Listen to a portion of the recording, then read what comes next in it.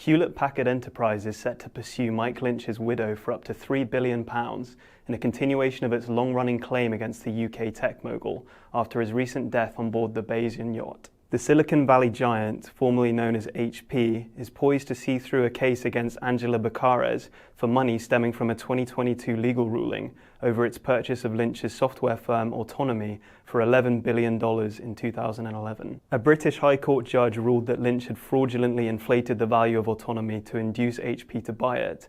The judge has yet to rule on the final sum owed to HPE. The 9-month, £40 million civil trial was one of the biggest in the UK's history. Following its victory, HPE filed documents earlier this year seeking £3 billion in damages.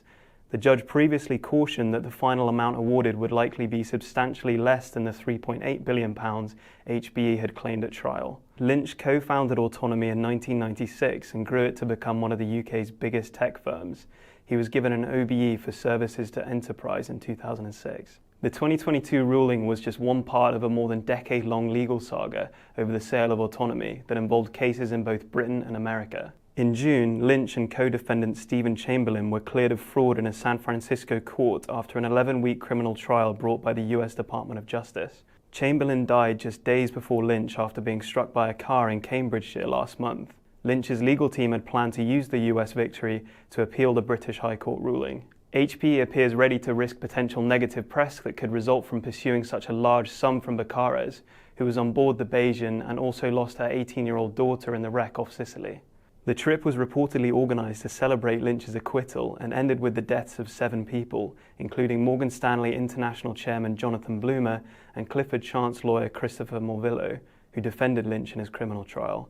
HPE said in a statement last week that it intended to follow the proceedings through to their conclusion. The firm declined to comment further on its legal plans when approached by City A.M. The amount HPE could seek depends on how much the British judge rules it is owed and whether the firm's directors choose to take less than this. Under corporate law in Delaware, the state where it's incorporated, HPE would have to make a reasonable business case for taking a lesser settlement. For example, it could try to argue that pursuing Bacares for what it is legally owed would negatively impact its reputation and share price. This option could expose HPE to legal action from shareholders demanding it take the full amount. To keep across the latest on this story, head to cityam.com and follow us on socials.